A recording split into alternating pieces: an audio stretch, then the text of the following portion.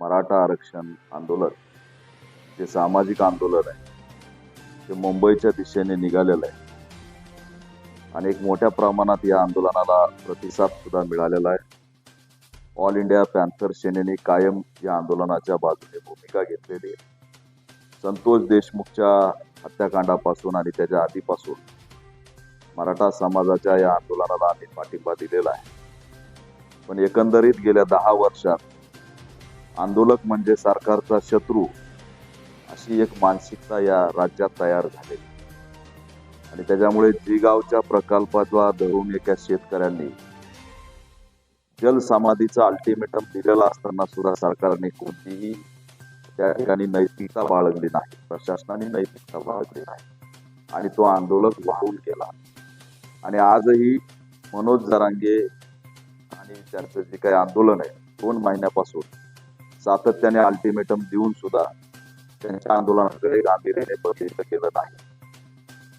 आज हे आंदोलन निघालेलं असताना आम्हाला कुठंतरी शंका निर्माण होते की याच्यात सरकारने त्या आंदोलनाचं स्वागत केलं पाहिजे. मुंबई ही महाराष्ट्राची राजधानी आहे आणि तिथे येण्यापासून कुणालाही रोखलं जाऊ नये अशी सरकारची भूमिका असली पाहिजे. आणि आंदोलन काही पहिल्यांदा होत नाही. नाशिकवरून शेतकऱ्यांचं किसान आंदोलन जे निघालं होतं त्यात लाखो आदिवासी आणि शेतकरी सामील होते. आंबेडकर भवन बचाव आंदोलन लाखो लोकांचं त्या ठिकाणी भीमसैनिकांचं आंदोलन झालं.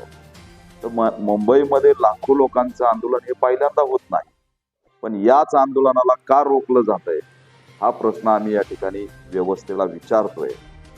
आज आम्हाला काही बॅनर दिसत आहेत सरकारच्या आणि भाजपच्या वतीने मुंबईच्या दिशेने लागलेले. त्याच्यामध्ये मुख्यमंत्र्यांना शिवी दिली आणि त्या शिवीचं भांडवल केलं. जी की शिवी दिलेलीच नाही. मराठवाड्याच्या मायबोलीतून जो शब्द आहे तो शब्द आला असेल, पण त्यात सुद्धा त्याचं एक नेरेटिव्ह सेट करून आज मुंबईमध्ये भाजपाकडून काही मुख्यमंत्र्याच्या फोटोसहित बॅनर लागलेले आणि त्याच्यामुळे आम्हाला शंका आहे की मुंबईमध्ये मराठा आंदोलकासोबत दगाफटका होण्याची शक्यता नाकारता येत नाही. सरकारने कालपासून अचानक शिष्टमंडळ पाठवण्याचं सुद्धा रद्द केलंय, मंत्री पाठवण्याचं सुद्धा रद्द केलंय आणि कुठंतरी हे आंदोलन चिरडून कसं टाकता येईल हाच या व्यवस्थेचा एकंदरीत मुंबईमध्ये प्रयत्न दिसतोय. आणि त्याच्यामुळे आमची मागणी आहे की सरकारने आंदोलकांना शत्रू समजू नये, त्यांच्या मागण्या समजून घ्याव्यात, त्यांचं स्वागत करावं आणि डॉक्टर बाबासाहेब आंबेडकरांनी दिलेल्या संविधानाच्या अधिकाराच्या माध्यमातून जो लढ्याचा अधिकार आहे तो त्या ठिकाणी त्यांचा बहाल करावा असं सुद्धा आव्हान या पत्रकार परिषदेच्या माध्यमातून आम्ही करतोय. सरकारचे प्रतिनिधी या आंदोलनाच्या विरोधात व्यक्तिगत टीका करतायत. त्याच्यात नितेश राणेची टीका असेल, चित्रा वाघ यांची टीका असेल, फुके यांची टीका असेल, लक्ष्मण हाके तर दंड ठोकताय लागलेत, काट्या काढायला लागलेत, चॅलेंज करून सरकारला त्या ठिकाणी कायदा व सुव्यवस्था बिघडायला लागलेत. त्याच्यामुळे हे गृह विभागाच्या आणि सरकारच्या आशीर्वादाशिवाय होऊ शकत नाही. एखादं आंदोलन चिरडवण्यासाठी अशा पद्धतीने सरकारने प्रयत्न करणं हे दुर्दैवी आहे आणि याच्यातून सामाजिक सलोखा बिघडून महाराष्ट्राचा दंगलीचं वातावरण निर्माण होऊ शकतं. त्याच्यामुळे दंगली होऊ नयेत यासाठी सरकारने भूमिका घ्यावी हेच आमचं या माध्यमातून आव्हान. ऑल इंडिया पॅन्थर सेनेचा मराठा आरक्षणाला कायम पाठिंबा राहिलेला आहे आणि या आंदोलनाला आम्ही आंतरवली सराटीमध्ये सुद्धा उपोषण सुरू असताना मी भेटी दिलेल्या आहेत. आझाद मैदानला हे आंदोलन पोहोचलं तर नक्कीच मी सुद्धा या आंदोलनाला जाऊन भेट देणार नाही. सरकारची भूमिका आरक्षण देण्याची नाही आणि आंदोलन निघूच नाही याच्यासाठी त्यांनी जनसुरक्षा विधेयक आणलेलं आहे. त्याचे परिणाम वेगळे होतील. त्याच्यामुळे सरकारची काही मानसिकता या आंदोलनाला न्याय द्यायची दिसत नाही. उलट ते मला आठवतंय की रामदेव बाबाचं आणि अण्णा हजारेचं एक आंदोलन सुरू होतं.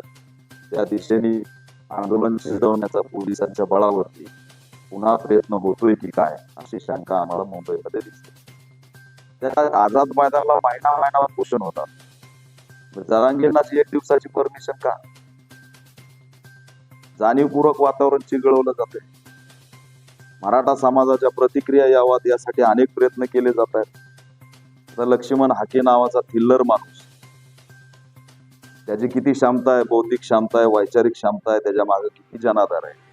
अशा थिल्लर माणसाला नागपूरला बोलवायचं, सुपारी द्यायची आणि 500 किलोमीटर अंतरावरून त्यांनी धमकी द्यायची की मी गेवराईमध्ये येतोय. आयबी झोपलेली असते काय? गृहविभाग झोपलेला असते काय? त्या इथून आंतरवलीतून निघूच नाही म्हणून प्रयत्न करायचे. कायदा व सुव्यवस्थेचे प्रयत्न मोडीत काढण्यासाठी गेवराईमध्ये मोठी दंगल करण्याचं षडयंत्र होतं. पण तिथं सुदैवाने त्यांच्या समाजाचे लोक समोर आले. हे एक प्रयत्न करतायत की मराठा समाज कसा उचकत नाही. मी मराठा आंदोलकांचं स्वागत करतो की त्यांनी कायम शांतता ठेवलेली, आणि ती शांतता जर त्यांनी ठेवली तर त्यांचा विजय नक्की होईल. त्यांनी कदापि या सरकारच्या ट्रॅपमध्ये अडकू नये आणि त्याच्यामध्ये त्यांच्या अंगावरती प्रस्थापित मराठाच घातलेला आहे. एक उपसमिती नेमलेली, ती उपसमिती नावाला आहे. ही रणनीती करण्यासाठी की हे आंदोलन कसं मोडीत काढायचं. सोमनाथ सूर्यवंशीसाठी तरी कोर्टात गेलेत का? RSS साठी आणि भाजपसाठी आणि या सरकारसाठी काम करायचं. बरं, अनेक वर्ष झालं भाजपच्या आणि RSSच्या सांगण्यावरून, सरकारच्या सांगण्यावरून ते शिव्या देत आहेत. पण त्यांना काय मिळालं? खासदारकी दिली का आमदारकी दिली? किती काही झालं तरी सदावर्ती त्यांच्यासाठी शूद्र आहेत, गुलाम आहेत, ही त्यांनी जाणीव ठेवली पाहिजे. आणि कुणाचंही भावलं होता कामा नये हे सुद्धा मी आव्हान करतो. लक्ष्मण हाकेंना सुद्धा आव्हान करतो. एक आंदोलक म्हणून तुमची जी इमेज झाली ती तुम्ही गेवराईमध्ये गमावली. अशा थिल्लरपणाने तुम्ही तुमची इमेज संपवली. ती सांभाळण्याचं काम करा. ओबीसी वरती अन्याय होतो तर हा दीपक केदार धावून जातो. छत्रपती संभाजीनगरला तेली समाजाचा ओबीसी तरुण गणपती त्याच्या जागेत बसू दिला नाही म्हणून दिवसा डावळ्या मारून टाकला. त्याला भेट देणारा मी आहे, जरांगे लक्ष्मण हाके नाही. ओबीसींचे मुडदे पडतायत, मेंढपाळांचे मुडदे पडतायत. गंगापूरला मेंढपाळाचं सगळं कुटुंब मारलं, 7 जण जखमी झाले. इथं लक्ष्मण हाके गेले नाहीत, मी गेलो. मेंढपाळांची परिस्थिती काय, धनगरांच्या सामाजिक न्यायाचा प्रश्न काय, इथं लक्ष्मण हाके जात नाहीत. पण सरकारचे असणारे ते बावलं होतात आणि सामाजिक न्यायाच्या गप्पा मारतात. कोणत्या सामाजिक न्यायाच्या गप्पा मारतायत? मग तुम्ही एकीकडे म्हणता माझा आणि देवेंद्र फडणवीस यांचा संबंध नाही, आणि दुसरीकडे म्हणतात मुख्यमंत्र्याला शिवी दिली म्हणून मला राग आला, आणि सामाजिक न्याय गेला म्हणून इतरांना तुम्ही शिव्या देता. मग परशुराम महामंडळाची निर्मिती ही कोणता सामाजिक न्याय? किती आंदोलन झालेत परशुराम महामंडळ यावं म्हणून. त्या महामंडळाला 6 IAS अधिकारी दिलेत. परवा दिवशी 10 लाखाच्या योजना काढल्यात. इथं महात्मा फुले बंद पडायला लागलंय बजेट नाही म्हणून. सामाजिक न्यायाचा निधी वळवला जातोय लाडल्या बहिणीला, आणि परशुराम महामंडळाला सगळं एकही आंदोलन न करता. त्याच्यावर आहे लक्ष्मण हाकेचं स्टेटमेंट, त्याच्यावर आहे ओबीसी नेत्यांचं स्टेटमेंट. हे सगळं सुनियोजित कट करून इथल्या बहुजनांना टार्गेट केलं जातोय. आणि आजचा हा संघर्ष बहुजन विरुद्ध मनुवादी असा हा संघर्ष आहे.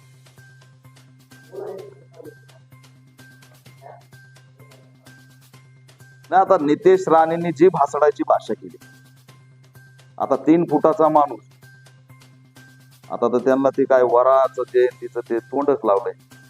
ते नसतं लावलं तरी जमलं असतं, ते दिसतंय मी डुकरावर.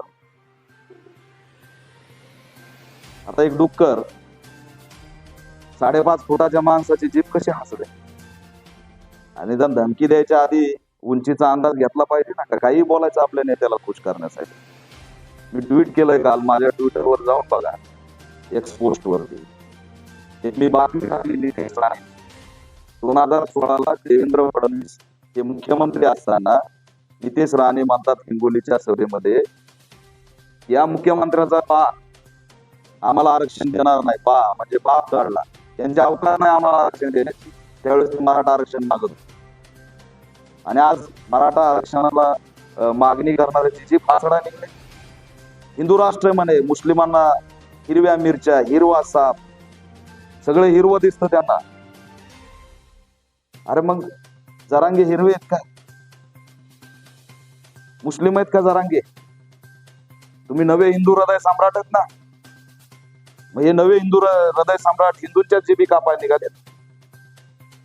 हे सरकारची माणसं आहेत, आणि यांना जर त्यांचे नेते रोखत नसतील, ते सरकार पुरस्कृत आहे. चित्रा वाघ असेल, फुके असतील, विखे असतील, दरेकर असतील, यांना काम काय? जेव्हा जेव्हा हे आंदोलन निघेल तेव्हा तेव्हा शिव्या द्या. या प्रसाद लाडला काम काय? हे सरकारचे माणसं आहेत आणि याच्यावरती एक पत्रक सुद्धा सरकारमध्ये बसलेले लोक काढत नाहीत.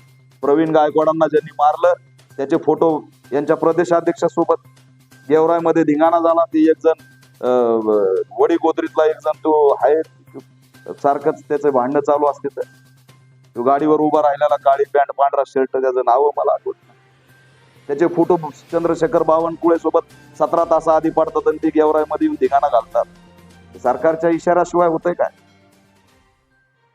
आणि वाईट वाटतं की सरकार आहे म्हणून लोक येतात. तुम्ही मुख्यमंत्री नसतात, तुमच्याकडं पद, संविधानिक पद, सिद्ध पद नसतं, तर तुमच्याकडे कोण आला असतं? आंदोलन करायचे कुणा पुढे? आणि मग प्रस्थापित मराठे आमच्या अंगावरती घालायचे, गरीब मराठ्यांच्या, बहुजनांच्या. हे चुकीचं आहे. आणि ही त्याच्यामुळे हे सरकारचेच माणसं आहेत हे सगळे जे मी नावं घेतले, आणि त्याला त्यांच्या पाठीशी ही व्यवस्थाच आहे.